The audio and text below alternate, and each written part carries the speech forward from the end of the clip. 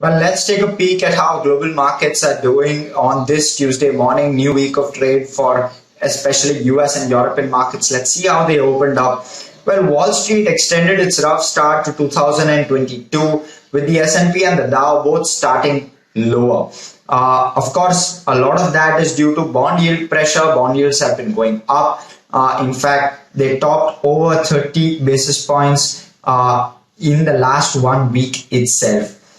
With December CPI inflation numbers expected to come in on Wednesday, that particular set of bond yield numbers will continue to remain in focus. The Dow closed around 0.4% lower. The S&P 500 was lower at 0.1%, while the Nasdaq, which dropped over 2% at its lowest point yesterday, reversed all of those losses in dramatic fashion and was up just 5 basis points, but was closed higher in trade yesterday. Among other news was, of course, Jerome Powell announcing that the central bank will prevent higher inflation from becoming entrenched, while cautioning that the post-pandemic economy might look different than the previous expansion. He also said the Fed will use tools to support the economy as well as the job market.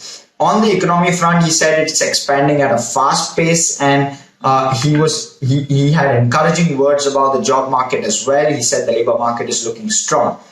But lastly, he said that the Fed policy must take a broader forward-looking view when it comes to policy. So some comments from the Federal Reserve Chairman indicating the way forward for the Fed.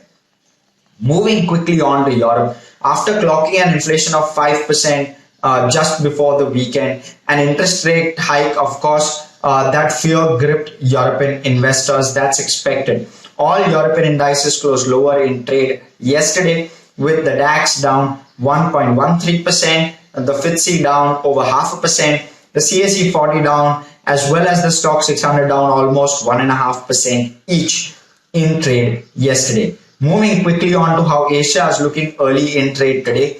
Well, the Nikkei is down over 1%. The Shanghai and the Hang Seng both are holding on to some amount of marginal gains, around a fifth to a tenth of a percent. The ASX 200 as well as the Kospi are both marginally lower. The ASX 200 is down 0.75%, while the Kospi is down 0.33%. The ever so important SGX Nifty is looking lower, 0.25% lower, in what could be a negative start to Indian markets. When we look at how commodities are doing, well, oil prices have been steady over the last couple of days. It's at around